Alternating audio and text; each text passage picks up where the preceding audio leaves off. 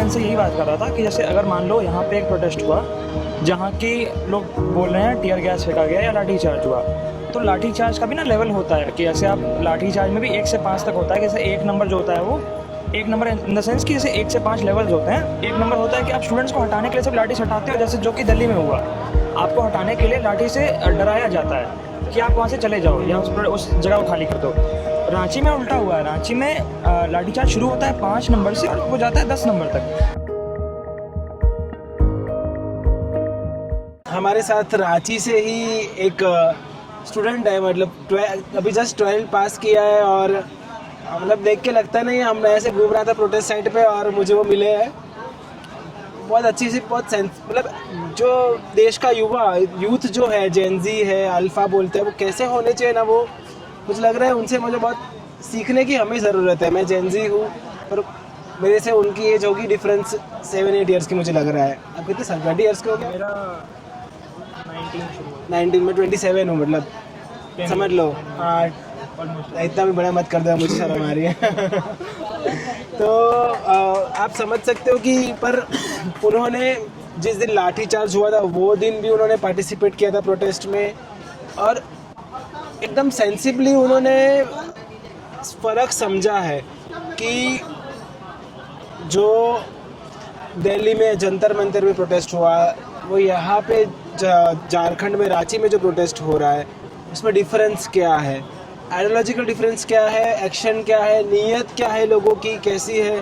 बहुत सारी चीज़ें होती है यार, मतलब एक पॉलिटिक्स जो है वो एक मतलब हम लोग डायमेंशन पे जज नहीं हाँ, बहुत पूरा हर एक एरिया सेक्टर, एक रील से हम कुछ भी जज नहीं कर सकते। आजकल हमें सब चीज़ें फास्ट इन्फॉर्मेशन चाहिए और हम लोग, हमारा मेन नॉलेज सोर्स रील बन गया है।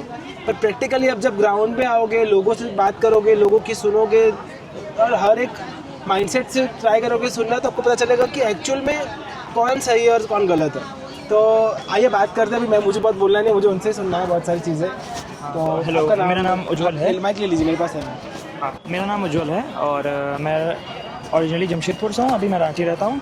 मैं एक स्टूडेंट हूँ। तो मैं इनसे यही बात कर रहा था कि जैसे अगर मान लो यहाँ पे एक प्रोटेस्ट हुआ जहाँ की लोग बोल रहे हैं टियर गैस फेंका गया या लाठी चार्ज हुआ, तो लाठी चार्ज का भी ना लेवल होता है कि जैसे आप लाठी चार्ज में भी 1 से 5 तक होता है। जैसे 1 नंबर जो होता है वो 1 नंबर इन द सेंस कि जैसे 1 से 5 लेवल्स होते हैं। 1 नंबर होता है कि आप स्टूडेंट्स को हटाने के लिए सिर्फ लाठी से हटाते हो, जैसे जो कि दिल्ली में हुआ, आपको हटाने के लिए लाठी से डराया जाता है कि आप वहाँ से चले जाओ या उस जगह को खाली कर दो। रांची में उल्टा हुआ है, रांची में लाठी चार्ज शुरू होता है 5 नंबर से और वो जाता है 10 नंबर तक। ये सुनने में थोड़ा एब्सर्ड लगेगा logic, but the point is कि लाठी चार्ज इज़ नॉट डायरेक्टली, मतलब ऐसा नहीं होता कि आप लाठी से डायरेक्ट मारने लग जाओगे किसी भी इंसान को। जैसे अगर आप देखोगे उस दिन के सुबह वाले फुटेजेस में, तो वहाँ पे पुलिस लाठी चार्ज डायरेक्टली लाठी चार्ज नहीं कर रही थी।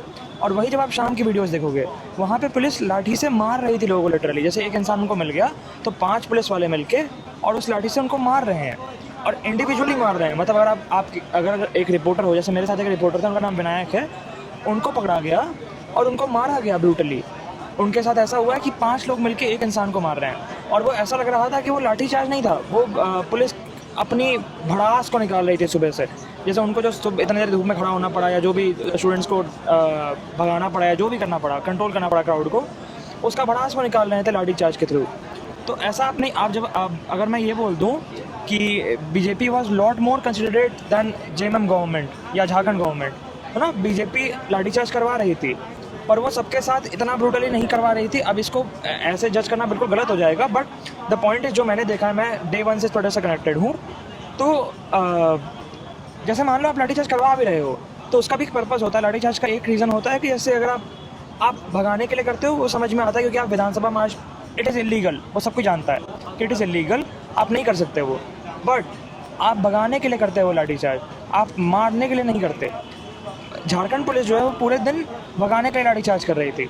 जैसे धीरे धीरे शाम होना शुरू हुआ, और इसका भी एक रीज़न है, जितने भी फुटेजेस आप देखोगे झारखंड पुलिस के शाम के लाठी चार्ज वाले, वो सारे दूर से लिए गए हैं। दूर से लेने का मतलब ही यही होता है, आपको फुटेज का ना एक इम्पैक्ट रेशियो होता है। अगर आपके स्क्रीन पे एक फुटेज जाएगा, अगर वो सामने से लिया हुआ फुटेज है ना, उसका इम्पैक्ट हमेशा ज़्यादा होगा कंपेयर टू एक बड़ा टेलीस्कोप वाले लेंस से अगर लिया जाए, उसको हम अगर 5x जूम पे लें या 10x जूम पे लें, उस फुटेज का इम्पैक्ट बहुत कम होगा और कई बार हो सकता है वो विजिबल भी ना हो। तो आप देखोगे जो इम्पैक्टफुल फुटेजेस हैं रात वाले, वो आपको दिखेंगे ही नहीं। इसलिए नहीं दिखेंगे क्योंकि वो इम्पैक्टफुल नहीं था। वो इम्पैक्टफुल नहीं था, वो वायरल कंटेंट नहीं था, इसलिए वो नहीं चला। सीजेपी में उल्टा था, सीजेपी में सारे फुटेजेस सामने से लिए गए हैं और वो फुटेज आपको दिखते हैं। एक लड़की सामने बैठकर रो रही है अगर, या एक लड़की के आंख में टीयर गैस चला गया, या किसी भी इंसान के आंख में, फॉर दैट मैटर लड़की नहीं, किसी भी इंसान के आंख में टीयर गैस चला गया, वो रो रही हैं, ये फुटेज अगर आप सामने से लोगे और यही फुटेज आप 10x जूम पे लोगे, दैट इज़ वेरी डिफरेंट मेरे हिसाब से। वेरी वेल सेड आप। और आप दिल्ली प्रोटेस्ट आपने देखा होगा और रांची का प्रोटेस्ट भी अभी चल रहा है, तो आप एज अ यूथ, आपको यूथ्स को कुछ बोलना हो कि दिल्ली में जो लोग ने पार्टिसिपेट किया वो भी स्टूडेंट्स थे, वो भी ऐसे ही लोग थे जिनको स्टूडेंट्स के लिए कुछ करना था, लोगों के लिए कुछ करना था, तो कौन से रीजंस है जिसकी वजह से झारखंड का प्रोटेस्ट लोगों तक नहीं पहुंच रहा और लोग भी झारखंड के प्रोटेस्ट में जुड़ नहीं पा रहे, उनको क्यों जुड़ना चाहिए और कितना ज़रूरी जुड़ना है?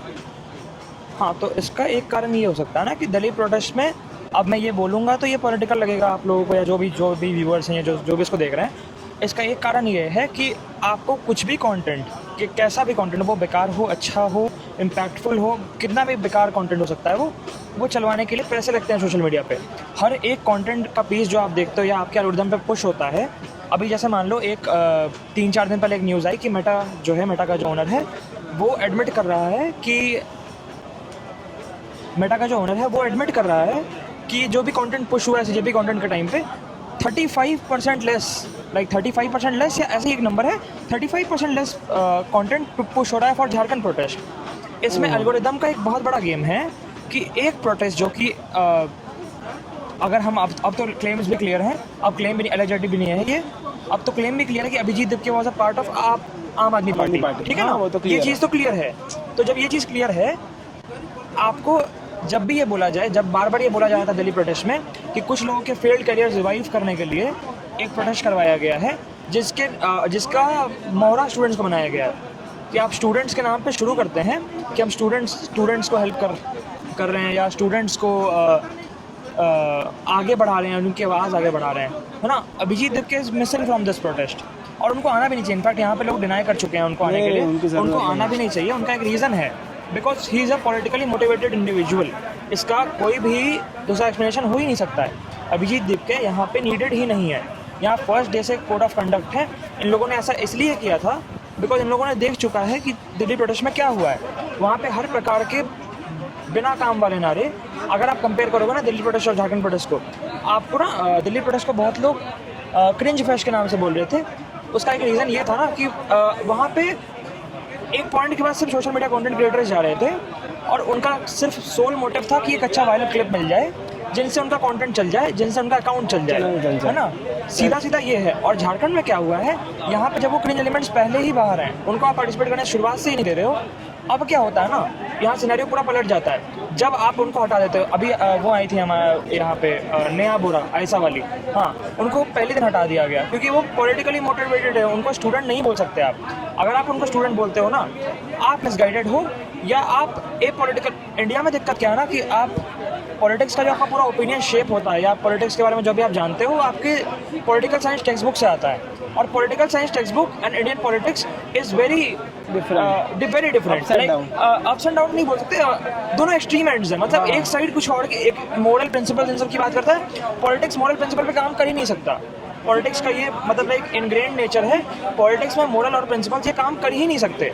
लाइक वो पॉलिटिक्स के साथ खराब है अच्छा ही आप साइड कर सकते हो, वो बात की डिबेट है, बट पॉलिटिक्स कभी भी मोरल और प्रिंसिपल पे काम नहीं करता। Politics is all about practicality.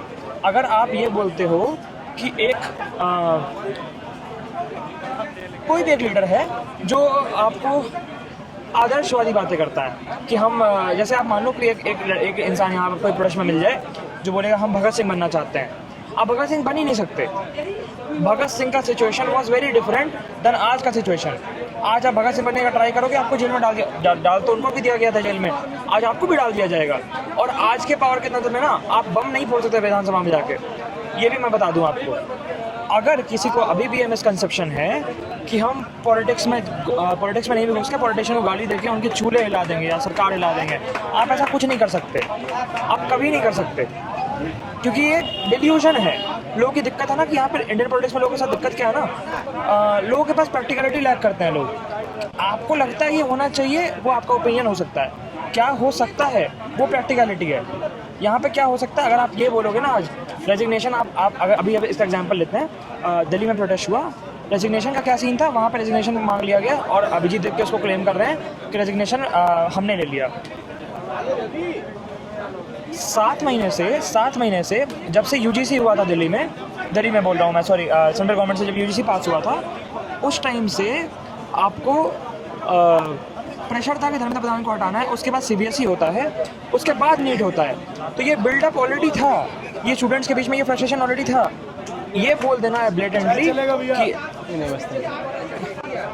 Blatantly कि बीजेपी ने अभिजीत देव के प्रेशर में आके ये किया, ये गलत हो जाएगा। और कुछ लोग और हैं जो इसी प्रोटेस्ट में मुझे मिले थे, जिनका ये कहना है कि अभिजीत देव का यहाँ आना हेल्प कर सकता है एक बड़े क्राउड को लाने में। अगर वो क्राउड पॉलिटिकली अवेयर ही नहीं है, अगर वो क्राउड को ये पता ही नहीं है कि इशू क्या है, अगर आप दिल्ली प्रोटेस्ट में, आपको पता है ये यूनिक चीज़ है, दिल्ली प्रोटेस्ट में अगर आप रैंडमली माइक उठाओ और किसी से पूछते हो आपकी क्या इशू है, हो सकता है वो इशू काम ना है, आप उसको पता ही ना वो इशू है क्या। झारखंड प्रोटेस्ट में उल्टा है, अगर आप यहाँ एक रैंडम इंसान को भी उठाओगे ना, आपको बहुत सारी टिप्स मिलेंगी। एक रैंडम इंसान को भी उठाओगे, उनसे पूछोगे कि क्या चल रहा है यहाँ पे, जिनका एग्जाम से कोई लेना देना नहीं भी है, उनको भी पता है इस प्रोटेस्ट का रीज़न क्या है, इस प्रोटेस्ट का मोटिव क्या है। आई एम फ्रॉम डे 1, यहाँ पे मैं डे 1 से हूँ, और मुझे ये प्रोटेस्ट कई गुना ज़्यादा लॉजिकल लगा और पॉलिटिकली मोटिवेटेड प्रोटेस्ट नहीं था ये। हाँ, एक और चीज़ है जिसको मैं एड्रेस करना चाहता हूँ, जो मैं देख रहा हूँ प्रोटेस्ट की शुरुआत से। यहाँ के एक लीडर हैं JLKM के लीडर हैं देवेंद्र नाथ महतो, जिनको बोला जा रहा है एलिजिटली वो स्टूडेंट्स लीडर हैं, जबकि वो बंदा एक पॉलिटिकली मोटिवेटेड इंडिविजुअल है जिसको विधायक बनना है या फॉर दैट मैटर नेता बनना है। उससे प्रॉब्लम नहीं है। वो, अगर हम इसको हिंदी में बोले ना, तो वो बच्चों के कंधों पे बंदूक रख के चला रहा है।